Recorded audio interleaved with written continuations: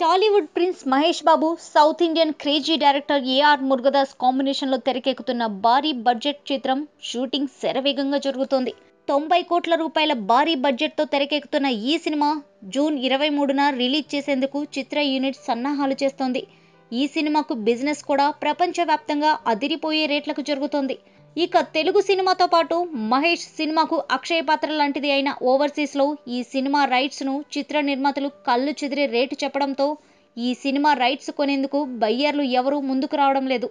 సినిమాపై ఉన్న భారీ అంచనాల దృష్ట్యా సంభవామి యుఎస్ రైట్స్ను 25 కోట్ల రూపాయలు చెప్తున్నారట.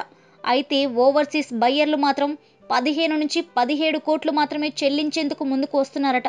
నిర్మాతలు మాత్రం 25 కోట్లకు అస్సలు తగ్గే ప్రసక్తే లేదని చెప్తున్నారట. మహేష్ నటించిన 6 సినిమాలు అక్కడ మిలియన్ మార్క్ క్రాస్ చేశాయి. శ్రీమంతుడు హైయెస్ట్గా 19 కోట్ల రూపాయలు రాబట్టింది. మరి ఇప్పుడు సంభవామి 25 కోట్ల షేర్ రాబట్టాలంటే 35 కోట్ల గ్రాస్ రాబట్టాలి. మరి ఫైనల్గా సంభవామి ఓవర్సీస్ రైట్స్ ఏ రేటుకు సేల్ అవుతాయో చూడాలి.